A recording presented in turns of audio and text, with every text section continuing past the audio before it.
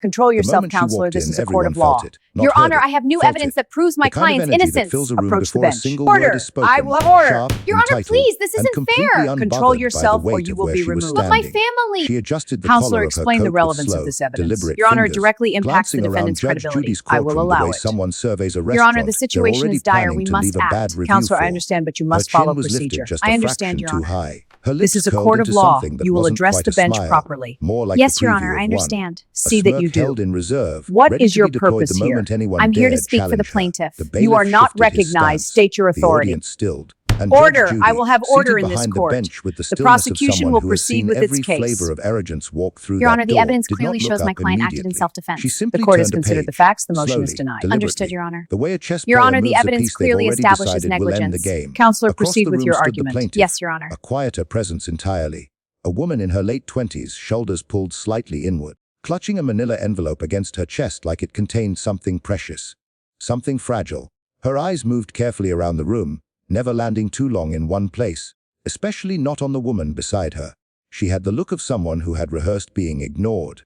The defendant, meanwhile, had the look of someone who had rehearsed being right. What happened in the next 30 minutes would dismantle one of them completely, and it would not be who she expected.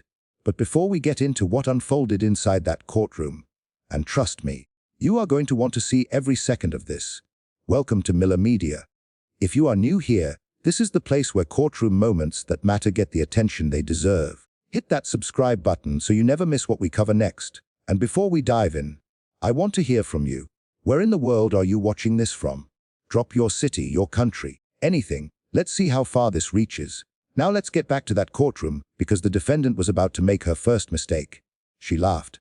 Not at a joke, not at something the bailiff said. She laughed at nothing, or rather at everything. At the room, at the process, at the quiet woman standing beside her who had driven 40 minutes through traffic just to be believed. It was a short laugh, barely a sound, but Judge Judy heard it. Her pen stopped moving, her eyes lifted. And for just a moment, just one, the defendant felt something she had not felt in a very long time. Watched. The defendant's name was Renee Caldwell, and Renee Caldwell had never lost an argument in her life. At least, that was the story she told herself. The story she had polished and rehearsed until it felt like fact. She was the kind of woman who could walk into any room, size it up in 3 seconds, and decide exactly how much effort it deserved. This courtroom, in her estimation, deserved very little. She straightened her posture, rolled her shoulders back, and when Judge Judy finally addressed her directly, she answered with the kind of smile that was designed to be disarming, wide enough to seem genuine, controlled enough to remind everyone she was in charge of it. Miss Caldwell, Judge Judy said, her voice carrying the quiet authority of someone who has never once needed to raise it. You understand why you're here today? It wasn't a question. Renee tilted her head slightly. Of course, a small, gracious nod. Though I do think some of this could have been resolved without. She gestured vaguely toward the plaintiff. All of this. 2 words, delivered with a softness that somehow made them sting harder than a shout. The plaintiff, whose name was Maya Chen, pressed her lips together and said nothing. She had learned, over months of working beside Renee, that responding quickly only gave Renee more material to work with. So she waited. She had become very good at waiting. Judge Judy's eyes moved between them, reading, calculating, filing things away with the efficiency of someone who has translated 1,000 unspoken dynamics into verdicts. Let's hear your account, Judge Judy said to Renee, from the beginning. And that was all the invitation Renee needed. She launched into her narrative the way a practiced storyteller enters a stage, with confidence, with rhythm, with just enough vulnerability sprinkled in to seem human. Her voice rose and fell in exactly the right places. Her hands moved expressively but not excessively. Every sentence was constructed to position her as the reasonable one, the patient one, the woman who had tried everything before reluctantly arriving here.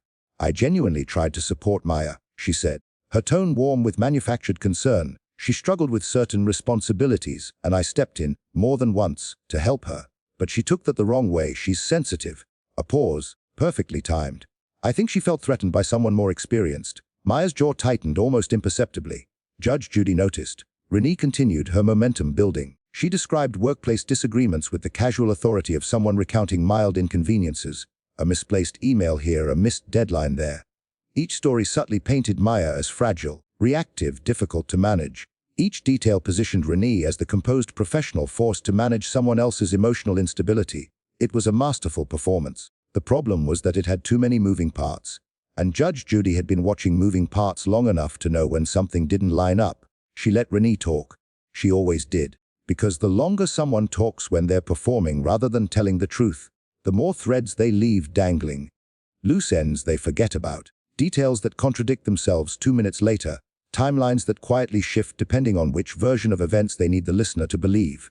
Renee mentioned a meeting. Then, 60 seconds later, said the incident happened before any meetings that week. Judge Judy's pen stopped moving again. Not dramatically. Just stopped. Maya glanced at the judge. Judge Judy's eyes were already moving down to the documents on her desk. Slowly, with the focus of someone who had just heard something important disguised as something casual. Renee was still talking. She didn't notice the shift. She was too busy performing to realize the audience of one that mattered most had already seen through the curtain. And then, without looking up, Judge Judy asked one question, quiet, precise. The kind of question that sounds simple until you try to answer it. Miss Caldwell, she said, still looking at the page in front of her. Which meeting are you referring to? The one you said happened Monday, or the one you just told me hadn't happened yet? The room went still. The first crack appeared. The silence that followed Judge Judy's question had a texture to it. Not empty, not awkward. Something more deliberate than that. The kind of silence that arrives when a room full of people collectively realizes that the person standing at the center of it has just run out of road. Renee blinked. Once, twice. Her mouth remained open for just a beat too long. That fraction of a second where the brain scrambles for a response that sounds like confidence, but arrives wearing the wrong shoes. What I meant was, she began, her voice finding its footing again with impressive speed. The Monday meeting was informal, more of a check-in. The official meeting came later in the week. She smiled, smooth and immediate, as though the correction were obvious. As though Judge Judy had simply misunderstood something anyone reasonable would have caught. Judge Judy looked up. So you'd like to revise your earlier statement? It wasn't phrased as a question. It never was. Renee's smile held, but something behind it shifted. A door closing quietly in a house that was otherwise very still. I'd like to clarify it, she said carefully. Noted, Judge Judy replied. And then she turned to Maya. You brought documentation. Maya nodded, both hands tightening around the manila envelope she had been holding since she walked through the door. She stepped forward and placed it on the edge of the desk with the careful reverence of someone delivering something they had protected for a very long time. Renee's eyes went to the envelope immediately. That was the tell. Not a dramatic flinch, not a gasp, just a flicker, a sharp, involuntary shift of the eyes that lasted less than a second before she caught herself and looked away. But Judge Judy had already seen it. The way someone's gaze moves towards something they're afraid of is different from the way it moves towards something they're simply curious about. One is drawn. The other is pulled. Renee had been pulled. Judge Judy slid the envelope open with 2 fingers and began removing the contents with unhurried precision. Pages, several of them, some printed, some handwritten, some bearing the unmistakable header of an official workplace form. The courtroom leaned forward as one. Renee straightened her posture, recalibrating. Her fingers found the edge of her sleeve and smoothed it, a small, self-soothing motion she probably wasn't aware she was making. Judge Judy's eyes moved across the first page. Then stopped. She did not react visibly. She never did, not immediately. That was the thing about Judge Judy that people who came in expecting theater always miscalculated. She did not perform her discoveries. She sat with them first, turned them over, let the silence do the initial work while she confirmed what she was seeing. Then she lifted a single sheet from the stack, a handwritten document, a brief agreement, no more than a paragraph, outlining a set of workplace responsibilities and permissions. At the bottom, a signature. Miss Caldwell, Judge Judy said, holding the page at a slight angle to catch the courtroom light. Is this your signature? Renee leaned forward slightly, narrowing her eyes with the performance of someone carefully examining something unfamiliar. I don't think so, she said after a pause. It looks rushed. I always sign my name very clearly. Does it resemble your signature? Another pause, shorter this time. Not really, no. Judge Judy set the handwritten document flat on the desk. Then she reached back into the envelope and produced a second sheet, a standard HR intake form, the kind every employee fills out in the first week of a new job.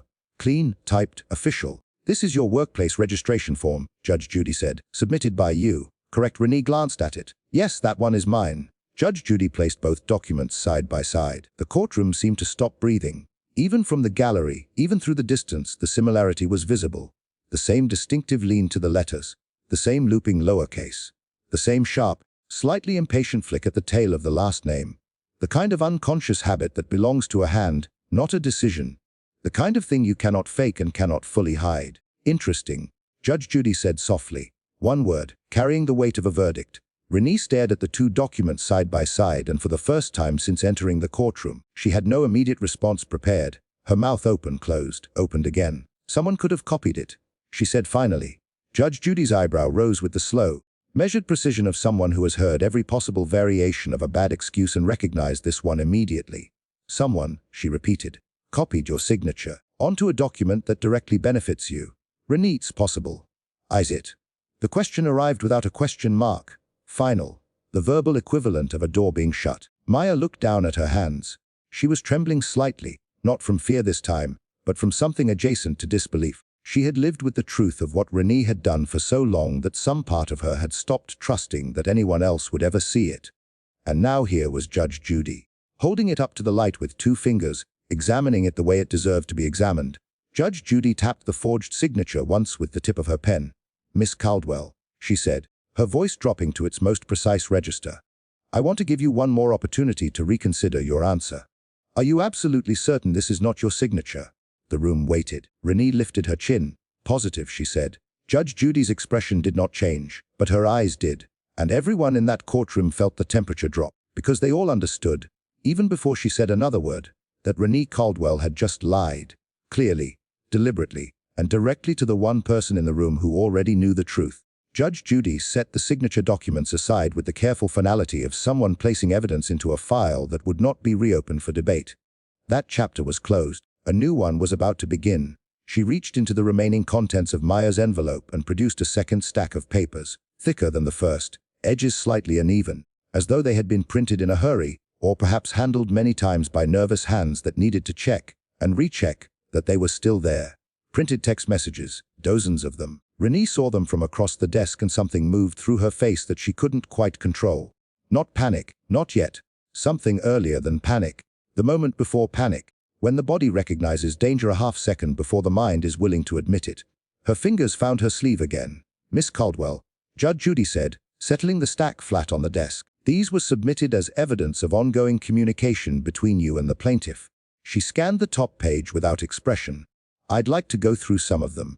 Renee recovered quickly. She always did. "Text can be taken completely out of context," she said, her voice returning to its practiced warmth. "People say things to each other in the middle of a stressful workday that sound worse written down than they were in the moment." "Is that so?" Judge Judy replied. "Absolutely." Renee nodded with generous confidence. "Maya and I had a complicated dynamic, but it wasn't. I mean, we talked like colleagues. Sometimes bluntly. That doesn't mean anything sinister." Judge Judy looked at the first message. She read it silently. Then she set it flat and looked up. "Did you write this message?"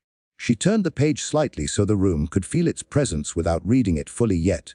Renee tilted her head, as if trying to recall something distant and unimportant. "Which one specifically?" Judge Judy read it aloud. Her voice remained completely even. No theatrics, no dramatic pause. Just the words, delivered plainly, which somehow made them land harder than any performance could have. The message described Maya as someone who needed to be reminded of her place. It used language that was precise in its cruelty. Not explosive, not profane, but surgical, designed to diminish without leaving fingerprints. A quiet murmur rippled through the gallery. Renee's smile thinned. "That was, I was having a bad day. I was venting to a friend. That was never meant to be taken seriously." "Was it sent to the plaintiff?" Judge Judy asked. A pause. Brief but significant. "I believe that one was, yes. But the tone was..." "The tone," Judge Judy repeated. Not interrupting, echoing, letting the words sit in the air between them like something that needed to be examined. Maya shifted beside her, eyes cast downward. She had read that message so many times she had stopped seeing the words individually. They had merged into a feeling instead, a persistent, low hum of being unwanted that she carried into every morning she had to return to that office. Judge Judy moved to the next page. This one was worse. Not louder. Worse. Because it wasn't reactive or impulsive. It was calm, deliberate. A message sent on an otherwise ordinary Tuesday afternoon, describing Maya's growing reputation with their team as something that needed to be corrected. Something Renee had taken it upon herself to correct.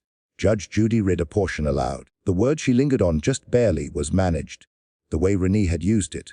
The way she had referred to Maya as something to be managed rather than someone to be worked alongside.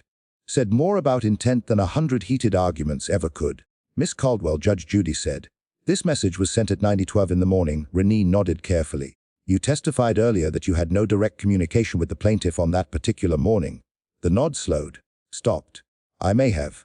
I was sending a lot of messages that day. I might have confused the timing. You confused the timing, Judge Judy said. It was a hectic week. Judge Judy's pen tapped the desk once. A quiet sound. A period at the end of a sentence Renee had just written for herself. Maya's voice entered the space. Small but steadier than before. You sent that message right before you came into my office. I remember because I had just sat down. I hadn't even opened my computer yet. Renee turned to her sharply. You don't know what you're... Miss Caldwell. Judge Judy's voice arrived like a hand placed firmly on her shoulder. Not rough, immovable. Renee stopped. The plaintiff continued quietly. You walked in right after that message. You told me my presentation from the day before had embarrassed the department. You said it in front of 2 other people who had stopped in the hallway. The courtroom absorbed that. Renee pressed her lips together. A muscle in her jaw moved. She's dramatizing. Judge Judy looked at her for a long moment. Then she reached for the final page in the message stack. She held it for a moment without reading it, as though giving the room time to prepare. Then she turned to Maya. I'd like you to read the last message aloud, she said, gently, but without room for negotiation. Maya reached out with slightly trembling hands and took the page. She looked at it. Her throat moved. Renee across from her stood very still, the stillness of someone watching a locked box being opened. Someone who knows exactly what's inside and has spent considerable energy pretending it doesn't exist. Maya inhaled. And read. Tomorrow I'm going to remind her exactly where she stands.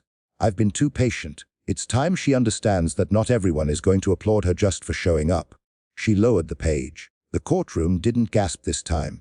It went quiet in the way rooms go quiet when something has been named that everyone already felt but no one had yet said out loud. Judge Judy let the silence hold for a full breath. Then she looked at Renee Caldwell with eyes that had stopped performing patience entirely. This message, she said, was not venting. It was not sarcasm. It was not a bad day spilling into a text. Her voice remained low, controlled, which made it more devastating than volume ever could have. This is a plan, written down, timer stamped, signed with your name. Renee's mouth opened. And it was executed. Judge Judy continued, the following morning, in front of witnesses.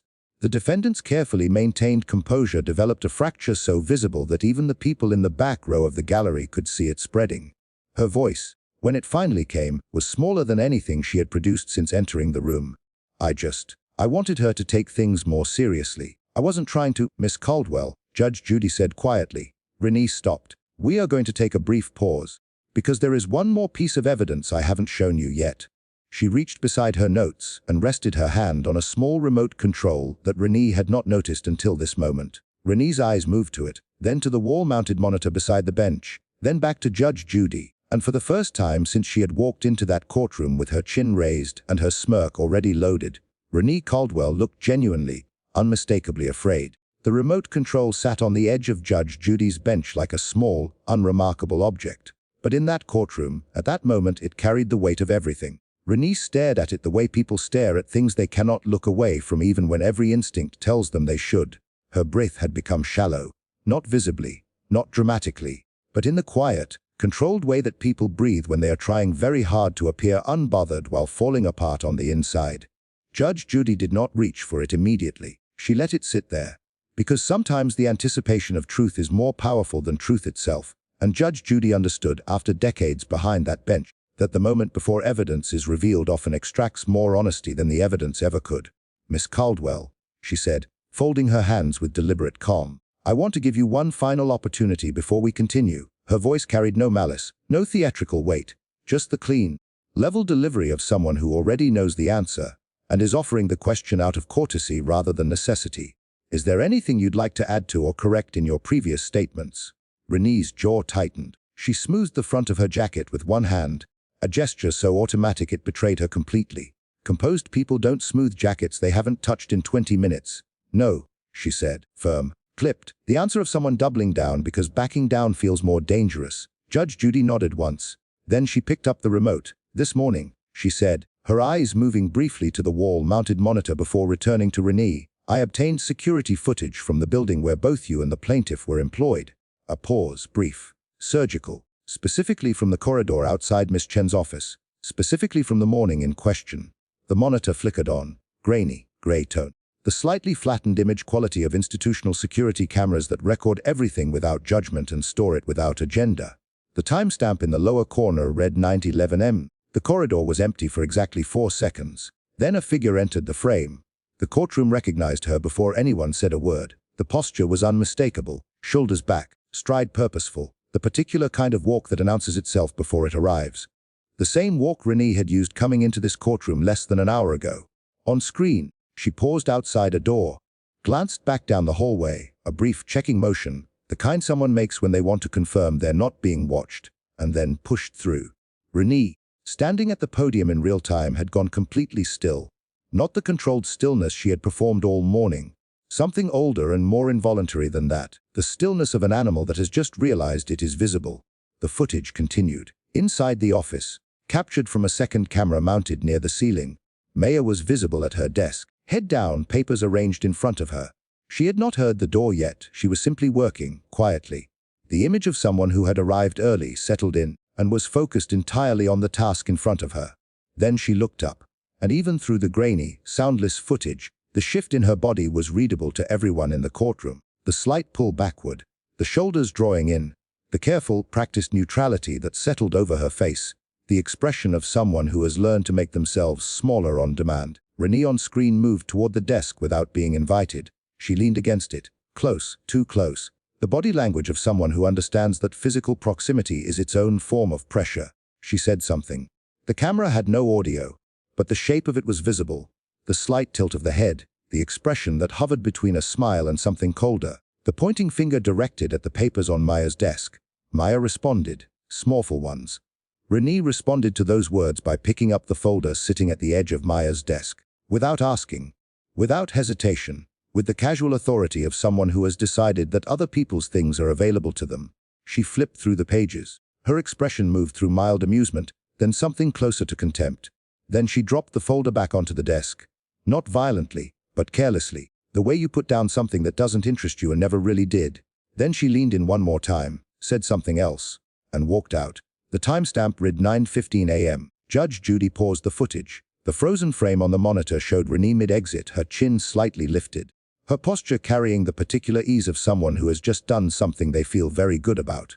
The courtroom sat in silence so complete it had its own sound. Judge Judy turned from the monitor to the podium. "Miss Caldwell," she said. Her voice had not changed in volume or temperature. It never did. But something in the space around it had shifted. The way air shifts before weather arrives. "You testified that no such interaction occurred on that morning." Renee's throat moved. "Why?" She stopped, started again. "I go into colleagues' offices regularly. That doesn't, you told this court," Judge Judy said, not raising her voice, not accelerating her pace, "that you had no direct communication with the plaintiff that morning. Those were your exact words." Renee looked at the frozen image on the monitor, at herself, at the version of herself caught in a moment she had chosen to erase from her testimony, with the casual confidence of someone who never imagined cameras remembered things people chose to forget. I didn't think that counted as a's communication," Judge Judy asked. Silence. Maya was crying now, quietly, not with her face in her hands or her shoulders shaking, just tears, moving down her cheeks in slow lines while she stared at the monitor with the expression of someone watching their own suffering finally become visible to the world. She had described that morning to 3 different people before this hearing. A friend, an HR representative, her mother late at night on the phone, voice low so her roommate wouldn't hear. Every time she described it, there was a version of doubt that followed, her own doubt turned inward. The creeping uncertainty that maybe she had read it wrong. Maybe she was too sensitive. Maybe Renee was right and she had simply been overreacting to things that didn't mean what she thought they meant. The monitor had just told her she hadn't. Judge Judy let the footage sit on the screen for one more moment. Then she clicked it off. The courtroom returned to its regular lighting, which somehow felt harsher now, more exposing. "The timestamp on that footage," Judge Judy said, "is 9:11 to 9:15 a.m. Your message was sent at 9:12. She placed both hands flat on the desk. "You were in her office while you sent it, or immediately before." Renee opened her mouth. "You planned it," Judge Judy said. "You documented your intention the night before in writing. You confirmed your timeline with a message sent while standing 20 feet from the person you were describing. And then you executed it." Her voice did not harden, it clarified. "And then you came into this courtroom today and told me none of it happened." The defendant's lips pressed together. The tears she had been suppressing since the messages were read began to surface now. Not the performative kind, not the kind designed to generate sympathy, but the uncontrolled, unwanted kind that arrives when pride has finally run out of places to hide. "I didn't think," she started. No, Judge Judy said quietly. You thought too much, you planned too carefully, and you underestimated one thing. Renee looked up. Evidence doesn't adjust its story to protect you. A sound moved through the gallery, not quite a gasp, not quite a murmur, something between recognition and exhale. Renee Caldwell stood at the podium, and for the first time since entering that room, she looked exactly like what she was. Not a confident professional wrongly accused, not a composed woman navigating an exaggerated complaint. Just a person who had been caught completely, irrevocably, by a camera that had no reason to lie and a judge who had no patience for those who did. Judge Judy reached beside her notes and produced one final document, a printed transcript, 4 pages, clipped neatly at the corner. She placed it on the desk without opening it yet, and when she looked back up at Renee, something in her expression had shifted, not softer exactly, but deeper, as though what came next was less about punishment and more about excavation. Miss Caldwell, she said, I want you to hear what you said about this woman when you thought no one important was listening. The transcript sat on the desk between them like a quiet bomb. 4 pages. Control yourself, counselor. This is a court of law. Edges Your Honor, I have aligned new in a evidence way that proves my important client's things innocence. sometimes Approach are. the bench. As though the Order. person I who will have prepared order. them Your understood Honor, that the please, truth this isn't inside fair. deserved to be Control presented yourself with or you care. will be removed. But my Renee stared family... at it. Counselor, She had been explain the staring at a lot relevance of of this things in the evidence. last Your 20 Honor, minutes directly that she impacts couldn't the look defendant's away credibility. from. I The will allow signature it. comparison. Your Honor, the messages, situation is the dire. We frozen must frame act. of herself Counselor, on a I understand, monitor. but you must Caught follow mid procedure. exit from I an understand, office she Your had Honor. just claimed never This to is a have court of entered. law. But You this will was address the different. bench The way properly. her eyes moved Yes, to Your those Honor, I 4 understand. pages, See slower, that you do. more cautious. What The is your gaze of purpose someone who here? is trying to I'm here to identify speak for the exactly plaintiff. how much You are damage not is contained recognized. within State your something authority. before deciding how to Order. respond to I it. will have order in Told this the court. courtroom The everything it needed to prosecution know will before proceed with Judge its Judy case. had read a single word Your aloud. Honor, the evidence She clearly shows my recognized it. client acted in This transcript, self-defense. The Judge court has Judy considered the began, facts. The her motion voice is denied. settling into the Understood, Your Honor. particular calm she Your Honor, reserved the for evidence moments of clearly genuine establishes consequence, negligence. was Counselor, provided by a proceed with your co-worker who argument. was Yes, present Your in the Honor. break room of your workplace approximately 2 weeks before the incident captured on that footage. She smoothed the top page with 2 fingers. This co-worker submitted a written account of a conversation they overheard. A conversation you were having. A pause. About Miss Chen. Maya looked up. She hadn't known about a witness. She had submitted her own documentation, her own messages, her own carefully preserved evidence. But she hadn't known that someone else had been listening. Someone else had heard. Someone else had thought it important enough to write down and preserve and eventually hand over. For a moment, the relief on her face was so raw it was almost difficult to witness. Renee's throat moved in a hard, dry swallow. Judge Judy opened the transcript to the first page. I'll read directly, she said. No preamble, no performance, just the words. I'm tired of playing nice with her. She looked up briefly, then back down. She thinks everyone likes her because she's sweet. It's pathetic. The courtroom absorbed that. Renee's jaw tightened, her hands resting on the edge of the podium, pressed downward with the slow, increasing pressure of someone trying to anchor themselves to something solid. Judge Judy turned to the next passage. I'll show her what real influence looks like. I'm done being the one people overlook just because she smiles her way through every room she walks into. Maya blinked. Once, twice. A tear gathered at the corner of her eye and stayed there, suspended, as though it too was waiting to hear what came next. Because she was hearing something she had never heard before. Not the cruelty. She had lived with that for months, absorbed it, catalogued it, questioned whether she had imagined it. She was hearing the reason for it, and the reason was not anything she had done. Judge Judy turned to the final passage. Her voice, still level, still unhurried. Read the last line with the same plain delivery she had used for every word that came before it. She acts like being kind is enough. I'm going to show everyone it isn't. Silence. Complete and total silence. Not the charged, anticipatory kind from earlier in the hearing. Something stiller than that. The silence of a room full of people who have just understood something they didn't understand before. Judge Judy set the transcript down. She looked at Renee for a long moment. And when she spoke, her voice had changed in a way that was hard to define. Not softer, not warmer, but more direct. As though she had set aside the formality of the bench for just a moment in favor of something more human. Miss Caldwell, she said. Everything we have reviewed today, the forged document, the messages, the footage has shown us what you did. She tapped the transcript lightly. This tells us why. Renee's carefully constructed composure finally fully broke. Not in a single dramatic moment. Not with a sob or an outburst. It broke the way things break when they have been under pressure for a very long time. In slow degrees, one layer at a time, until the structure underneath is visible, and there is nothing left to hold the surface in place. Her eyes filled. Her jaw worked silently. Her hands released the podium and fell to her sides. I didn't, she started. Started again. I didn't hate her. Judge Judy waited. The courtroom waited. Maya waited, her tear finally falling, tracking a slow line down her cheek. Renee's voice, when it came back, was unrecognizable from the one she had walked in with. Gone was the Polish. Gone was the rehearsed cadence and the gracious tilts of the head and the manufactured warmth. What remained was something smaller and more honest than anything she had produced all morning. She exhaled, shaky and uneven. I couldn't stand how easy it all seemed for her. Maya looked up. She walked into a room and people relaxed. Renee's voice trembled at the edges. She said something and people listened. She smiled and it was real. Everyone could tell it was real.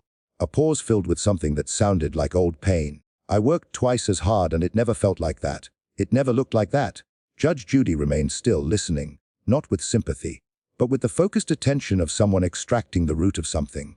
Renee pressed on, the words coming faster now, as though they had been compressed for a very long time and the container had finally split. I told myself she was fake, that it was performance, that people only responded to her because she was performing and eventually they'd see through it. She shook her head, a small broken motion. But she wasn't performing. She looked at Maya then, directly. For the first time, without armor or agenda or the protective layer of disdain she had worn like a second jacket since the first day they met. You were just you. Maya's breath caught, and I couldn't. Renee stopped, pressed her lips together hard, then released them. I couldn't figure out how to be around that without feeling like I was disappearing. The courtroom sat in a hush that felt almost sacred. Not because the confession was comfortable, it wasn't, but because it was true in the way that very few things spoken aloud in very public places ever are. Judge Judy let the moment breathe. Then she leaned forward slightly. Miss Caldwell, she said. Her voice was not unkind, but it was clear. Insecurity is not an excuse for cruelty. It is an explanation. There is a very important difference between those two things. Renee nodded. A small, wrecked motion. You felt invisible, Judge Judy continued. So you tried to make her visible in the worst possible way. As someone diminished, doubted, and dismissed. She paused. You tried to give yourself height by lowering her floor. Maya closed her eyes for a moment. Not in pain, in recognition, in the particular relief of hearing the truth of your experience named by someone with the authority to name it. Renee wiped at her face with the back of her hand. Rough, unself-conscious, the gesture of someone who has stopped caring what they look like. I know, she whispered. I know what I did. I didn't know how to stop once I started. Judge Judy studied her for a long. Why? Maya said suddenly. Her voice was soft, not accusatory, not trembling with anger, just genuinely asking. Renee looked at her. Why me? Maya continued. I never did anything to you. I used to bring coffee for the whole office on Fridays. I covered your presentation once when you were sick. I never said a single negative thing about you to anyone. Her voice cracked slightly, then steadied. So why me? The question landed in the room with the weight of something that deserved an answer. Renee opened her mouth, closed it, then quietly, so quietly the front row of the gallery leaned forward to hear it. She said, because you made it look so easy to be good, and I didn't know how to do that. And I hated you for not knowing how hard it was for me. Maya looked at her for a long moment. Then she looked down at her hands and said nothing, because sometimes the truth answers everything and resolves nothing simultaneously. Sometimes understanding why something happened does not make the scar from it any smaller. It just gives the scar a name. Judge Judy reached for the forged document one final time. Before I deliver my ruling, she said, her voice returning to its full judicial weight, I want to address this courtroom directly, because what has unfolded here today is not simply a workplace dispute. She held the document up briefly. This is what happens when someone confuses the absence of kindness with the presence of power. She set it down, and this court will now address the consequences of that confusion. Judge Judy did not reach for her gavel immediately. She sat with the moment first, the way she always did when something larger than a simple dispute had revealed itself inside her courtroom. When the case had peeled back far enough to expose not just what someone did, but who they had chosen to be while doing it. The forged document lay in front of her, the printed messages, the transcript, the footage, now dark on the monitor but still present somehow, still visible in the way that truth remains visible even after the screen goes black. Renee Caldwell stood at the podium with the posture of someone who had set down a very heavy thing and didn't yet know what to do with their empty hands. The arrogance that had walked into this courtroom an hour ago was gone so completely. It was almost hard to remember it had been there. What remained was a woman standing in the wreckage of her own construction, blinking in the unfamiliar light of being fully seen. Maya stood beside her quietly, hands clasped, eyes clear now, though rimmed with the evidence of everything she had carried and everything she had finally been allowed to put down. Judge Judy looked at them both for a long, measured moment. Then she began. "Miss Caldwell," she said. Her voice carried the full weight of the bench, not theatrical, not amplified, just present. Completely and undeniably present. "This court has reviewed your testimony, your documentation, your messages, the security footage, and the transcript of your own words spoken when you believed no consequence was listening." Renee held very still. "What this court has found," Judge Judy continued, "is not a misunderstanding, not a personality conflict, not two colleagues who simply failed to communicate." She paused. "What this court has found is a deliberate, sustained, and carefully executed campaign to undermine, isolate, and humiliate a co-worker who had done nothing to warrant it." The gallery absorbed that in silence. "You forged her signature on a document designed to diminish her authority in the workplace. You sent messages outlining your intentions the night before carrying them out. You entered her office the following morning and executed those intentions in front of witnesses." Judge Judy's voice did not rise. It sharpened. "And then you came into this courtroom and looked me in the eye and told me none of it happened." Renee's eyes dropped to the floor. "That last part," Judge Judy said, "concerns me as much as everything that preceded it, because the harassment itself, as damaging as it was, might be explained by the insecurity you described. People make terrible choices when they are afraid." A brief pause. "But the lying, the deliberate, composed, detailed lying, that is a choice made in full awareness. That is not fear speaking. That is character." The word landed with quiet force. Character. Not as a compliment, as a diagnosis. Renee's throat moved. Judge Judy turned to Maya. Her voice shifted, not dramatically, not into warmth exactly, but into something more direct, more personal. "Miss Chen," she said, "you came into this courtroom today with documentation you had preserved carefully and quietly over many months. You presented it without exaggeration. You asked for fairness, not punishment." A pause. "That restraint under these circumstances is not weakness. It is the clearest demonstration of the strength Miss Caldwell spent months trying to convince you that you didn't have." Maya pressed her lips together hard. Her chin lifted slightly, not in defiance, just in the involuntary way that people lift their chins when they are trying very hard not to cry at the exact moment they most need to. Judge Judy looked back to Renee. "Before I deliver my ruling, I want to say something to you directly, not as a judge, as someone who has sat in this seat for a very long time and watched a great many people make a great many choices they cannot undo." Renee looked up. The courtroom leaned in. "You did not lose this case because the evidence was against you," Judge Judy said. "You lost this case the moment you decided that someone else's light was making yours dimmer." Her voice was quiet, precise, each word placed with intention. "Light does not work that way. Someone else's kindness does not reduce yours. Someone else's likability does not diminish your value. The only thing that diminished you in that workplace was the choice you made to respond to your own insecurity with someone else's suffering." Renee's tears returned, quiet and uncontrolled. "You are not a villain," Judge Judy continued, "but you made villainous choices. And there is an important distinction there, one that only matters if you choose to act on it going forward." She reached for the gavel, but she didn't raise it yet. "Miss Caldwell," she said, "you asked earlier whether you could fix this." Renee nodded faintly, remembering. "I told you that depended on whether you change or simply learn to hide better." Judge Judy's eyes held hers steadily. "I want you to sit with that question for a very long time. Not today, not in this room where the answer feels obvious, but 6 months from now, when the discomfort of today has faded and old habits begin knocking at the door again." A pause so deliberate it felt like punctuation. "That is the moment that will answer the question, not this one." The courtroom sat in complete stillness. Even the ambient sounds of the building, the distant hum of ventilation, the muted shuffle of the gallery, seemed to have retreated. Judge Judy straightened in her chair. "For the purposes of this ruling," she said, her voice returning to its full judicial cadence, "the court finds in favor of the plaintiff Maya Chen, on all counts." She reached for the stack of documents. "Restitution is awarded for documented emotional distress, workplace disruption resulting from the forged contract, and sustained targeted harassment over a period of no less than 4 months. She placed the documents into a neat stack. "This ruling is not designed to destroy you, Miss Caldwell. It is designed to cost you enough that you remember it." She looked up. "There is a difference between punishment and consequence. Punishment satisfies the court. Consequence, real consequence, has the potential to change the person receiving it." She lifted the gavel. "This court hopes, for your sake as much as anyone else's, that today functions as the latter." The gavel came down, final, unhesitating. The sound rang across the courtroom and then dissolved into the air, leaving behind a silence that felt different from every silence that had preceded it. Not tense, not anticipatory, settled. The way air settles after a storm has moved through and taken everything that needed to go with it. Renee stood at the podium with tears running freely down her face. She made no attempt to stop them. No hand to the cheek, no discreet dabbing at the corners. She simply stood and let them fall, which was perhaps the most honest thing she had done since walking through the door. Maya exhaled, long and slow and complete.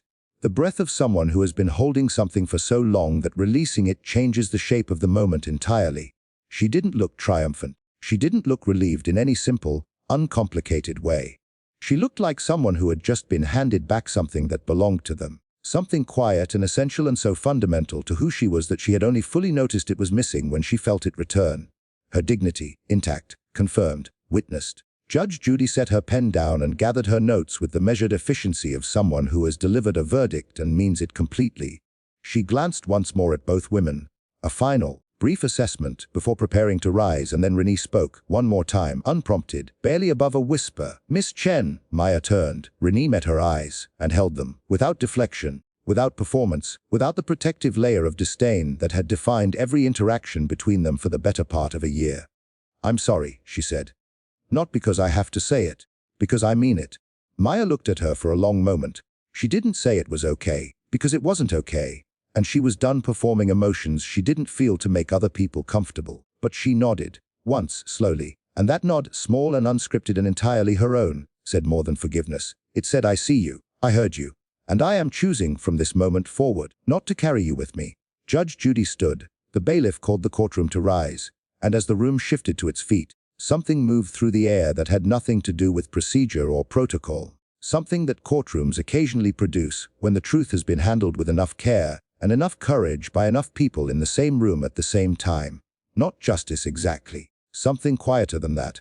Something that felt, for just a moment, like the possibility of people being better than the worst versions of themselves.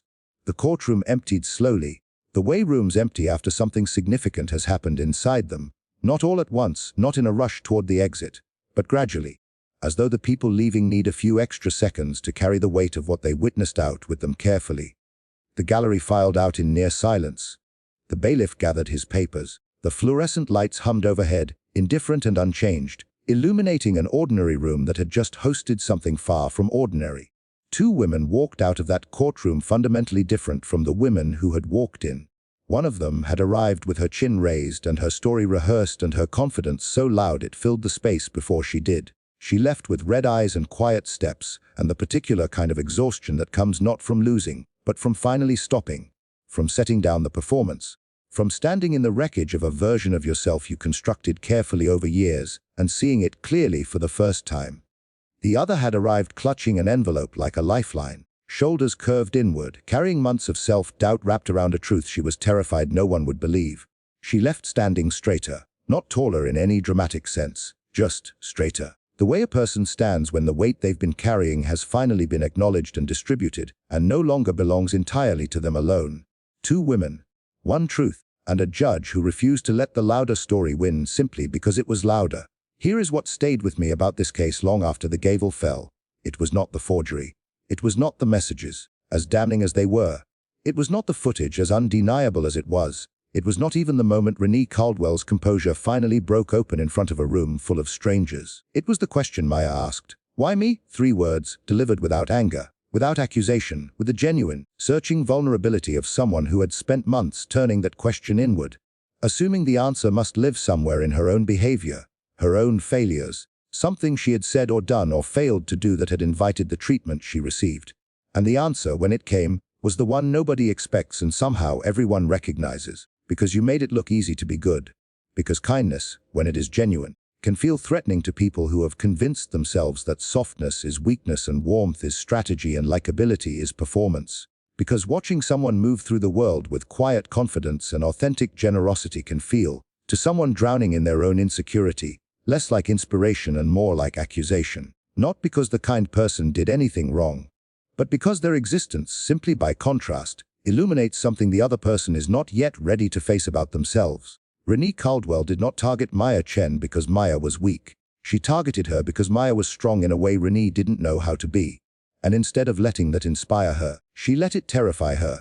And instead of confronting her own fear, she redirected it, outward, downward, onto the one person who least deserved to receive it. That is not a story unique to this courtroom. That story plays out in offices and classrooms and group chats and families and friendships every single day. The person doing the harm is almost never the one with less. They are almost always the one with more to prove. The loudest voice in the room is rarely the most confident one. Confidence does not need volume. It does not need an audience. It does not need to diminish anyone else to feel real. What Renee had was not confidence. It was the performance of confidence stretched over a foundation of fear. And performances, no matter how polished, cannot survive contact with evidence. Judge Judy has sat behind that bench for decades. She has heard thousands of stories, seen thousands of faces, watched thousands of people attempt to construct a version of events that serves them, and then watched that construction meet the reality of documentation, testimony, and the particular kind of patience that belongs to someone who has been doing this long enough to know that the truth always has more stamina than the lie told to cover it. What she does, at its core, is not complicated. She listens past the performance. She watches what people do with their hands when they think no one important is looking. She notices the half-second too long before an answer arrives. She feels the room shift when a story doesn't quite land the way it was supposed to. She follows the thread that everyone else in the room has already let go of, and she pulls it, gently and without drama, until the whole thing unravels. She is not fooled by volume. She is not impressed by confidence that has not yet been tested. And she is never, ever fooled by a smirk worn by someone who walked into the wrong room wearing it. Renee Caldwell left that courtroom owing restitution. But the most important thing she left with could not be assigned a dollar amount. She left with the truth about herself, handed to her in full view of a room full of strangers, delivered not with cruelty but with the kind of clarity that is sometimes more difficult to receive than cruelty, because it cannot be dismissed or deflected or argued away. She left knowing that the version of herself she had carefully constructed and confidently presented and aggressively defended had been seen through completely. By a judge, by a room full of people, by a camera mounted in a corridor that recorded 4 minutes of footage she had spent months pretending didn't exist. And she left with a question she would carry with her long after the cameras stopped rolling and the courtroom lights went dark. Do I change? Or do I simply learn to hide better? That question does not have a courtroom answer. It only has a life answer. And only Renee Caldwell can provide it. Maya Chen left that courtroom with something simpler and more profound. She left believed. After months of being told she was dramatic, oversensitive, difficult, reactive, after months of shrinking herself to fit into the space Renee's arrogance allowed her, she walked out of that building with documentation that confirmed what she had known all along. She had not exaggerated it. She had not caused it. And she had survived it. That last part, the surviving, is perhaps the most important thing. Because survival, when it is quiet and unwitnessed and sustained over a long period of time, rarely gets acknowledged. The person doing it rarely receives credit for the extraordinary effort of continuing to show up, continuing to do their work, continuing to bring coffee for the whole office on Friday mornings, even when the person across the room is methodically trying to dismantle them. Maya Chen deserved to be believed a long time before today. But today was the day it happened, and sometimes that has to be enough. Arrogance is a fascinating thing to watch collapse, not because there is pleasure in another person's unraveling, or at least there shouldn't be, but because the moment it collapses, it always reveals the same thing underneath: fear. Every time, without exception. The person who walks into a room like they own it, and treats the people inside it like inconveniences, and performs their confidence for every available audience. That person is almost always someone who is terrified. Terrified of being ordinary. Terrified of being overlooked. Terrified that if they stop performing, if they drop the volume and the posture and the practiced smirk, what remains will not be enough. The tragedy is that the performance itself is what makes it not enough. Because real connection, real respect, real influence, the kind Maya had naturally, the kind that made Renee feel invisible simply by existing, cannot be performed into existence. It can only be grown quietly, over time, through the accumulation of genuine moments and honest choices, and the willingness to be in a room without needing to own it. Renee could have had that. She still can. That is the thing about Judge Judy's final words that stayed with everyone in that courtroom long after the gavel fell. Change doesn't start with knowing how. It starts with wanting to. So let me leave you with this. Think about the rooms you walk into. Think about the people you encounter who make things look easy, whose kindness seems effortless, whose presence settles rather than unsettles, who move through the world without needing to announce themselves. And ask yourself honestly, does that inspire you? Or does it make you feel somewhere quiet and unexamined, like you are disappearing? Because the answer to that question is more important than any verdict any judge has ever delivered. It is the verdict you deliver about yourself, every single day, in every room you walk into, with or without a camera watching. That is the end of this story. But if it moved something in you, if it made you think about a room you've been in, a person you've been, a moment you wish had gone differently, then it did what stories are supposed to do. From all of us at Miller Media, thank you for watching. If you haven't already, hit that subscribe button and turn on notifications so you never miss what we cover next. And share this one, because somewhere out there, someone needs to hear it. We'll see you in the next one.